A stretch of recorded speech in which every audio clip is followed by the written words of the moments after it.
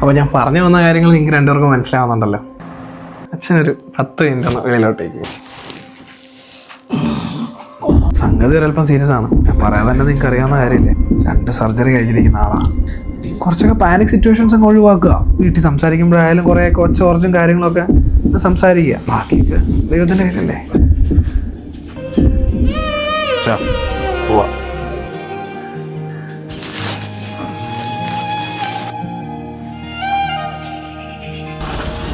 ചെല്ല് ചെല്ല് ചെല്ല്.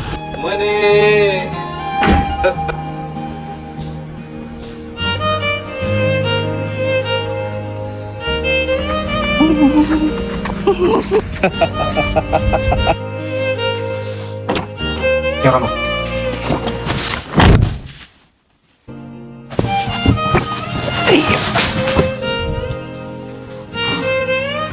പോവാ.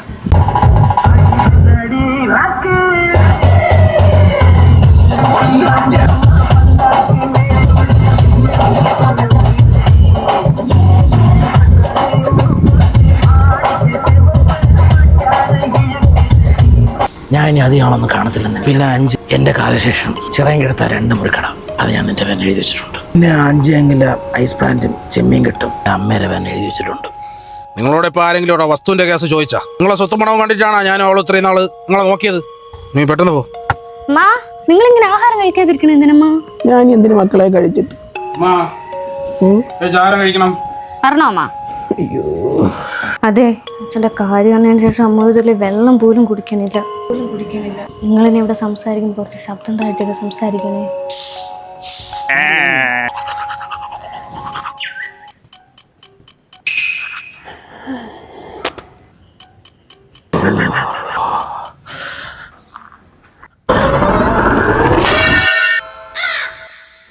നിങ്ങളായിരുന്ന ഇവിടെ ഭയങ്കര പട്ടിശല്യം. ഇവക്കിതെന്ത് പറ്റി?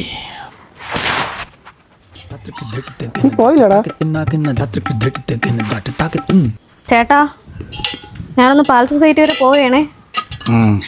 അച്ഛന് മരുന്നെടുത്ത് കൊടുക്കാൻ മറക്കല്ലേ കേട്ടോ.